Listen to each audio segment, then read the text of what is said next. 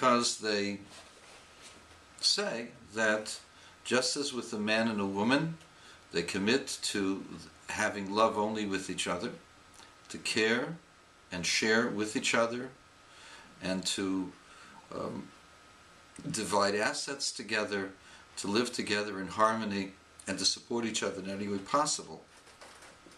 The same idea can be found in a homosexual union.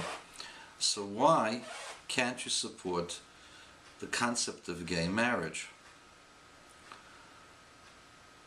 Just because people like to do certain things doesn't mean that you have to go ahead and sanction it. For example, what happens if someone decides that he likes to have sex with sheep? He's a shepherd, and he's out in the range all the time. He likes to have sex with a sheep. In fact, he has a favorite sheep he'd like to marry. What would prevent that person from demanding the right to marry his sheep? Make his sheep the beneficiary of his estate, and that his Social Security check should go for the maintenance of that sheep. Why not? The sheep doesn't know any better, but the sheep is very, very accepting, and the sheep is giving comfort and love and attention to this person. Why can't this be considered a marriage?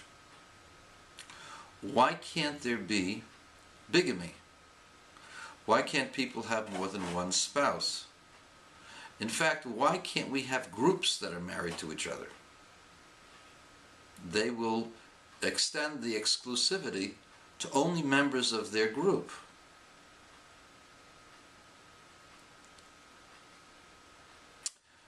You see what I'm getting at? What I'm getting at is that once you go ahead and change the format, change the way it's been hallowed traditionally, then you open this up to ridiculous kinds of extremes.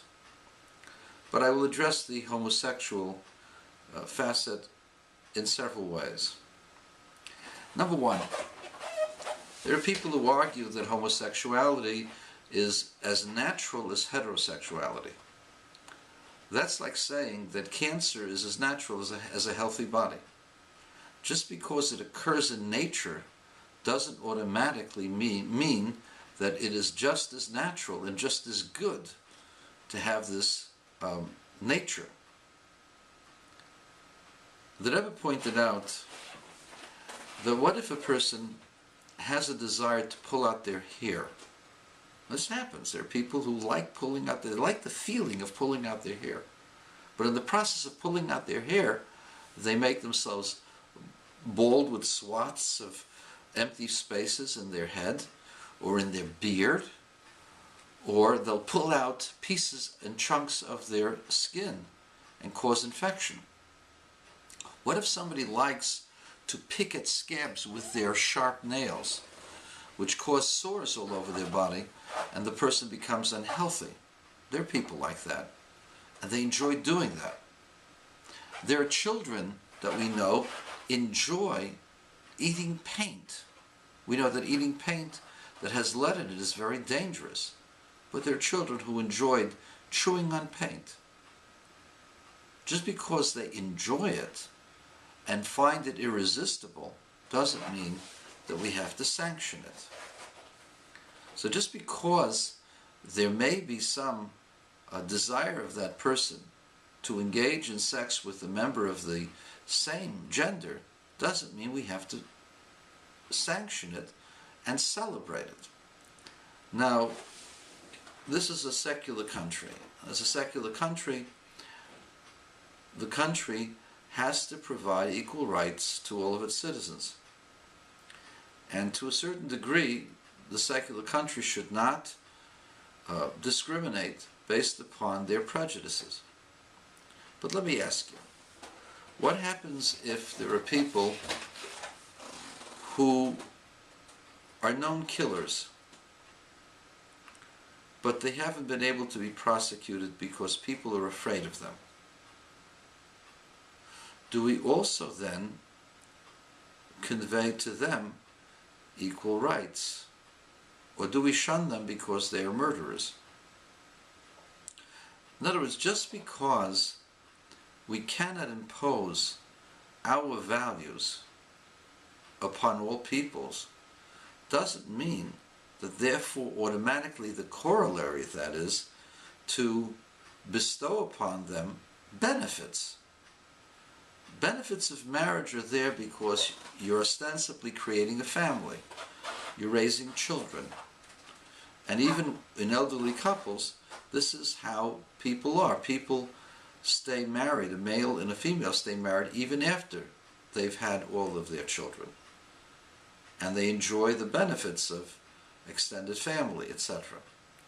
So that function of male and female is the basis of the family. Homosexuality is the destruction of the family. How can you celebrate them equally? Now, perhaps there could be an argument that financially there should be no difference in a secular country. But sanctifying it to the level of marriage just flies in the face of those who understand what kind of a commitment and how wonderful it is to have a marriage, how wonderful it is to have a good marriage, how wonderful it is for children to live in a normal family where there are two partners that are staying married. The majority of children in this country are born out of wedlock. It's a tragedy. It's a tragedy for them. They don't do as well in school. They're not as well stable. They're not as stable, and they don't get along as well. Barack Obama, Bill Clinton are exceptions to the rule. And one might argue about that, but we'll just take that at face value. They succeeded despite the fact that they were from broken homes or single parent homes. That said, most children who get born in single parent homes, most children do not do as well. And therefore, marriage of a male and a female should be sanctified and hallowed and celebrated and given all kinds of support. Homosexuality has nothing of the kind to offer, and therefore should not be hallowed. By sanctifying homosexual marriage, you're insulting and demeaning the commitment of a man and a woman to stay together. It's a totally different kind of relationship, one that builds and creates, and one that just satisfies an urge. Satisfying an urge is the same as masturbation. You satisfy the urge, but you're not building anything. And according to the Torah, masturbation is forbidden, as is homosexuality. And for those of you who say that this is natural as heterosexuality, and it is part of the human genome to have this as a purpose, as a function, I say the following. If we believe that God created the world and gave us the Torah, that God who created the world and created the genomes and created genetics would then not have called homosexuality an abomination. If it's natural and it's good for those people, why would God call it an abomination? And so for all of my rabbi friends out there, how do you sanctify it? How do you hallow it? How do you make it the moral equivalent of a truly beautiful home where there's a father and a mother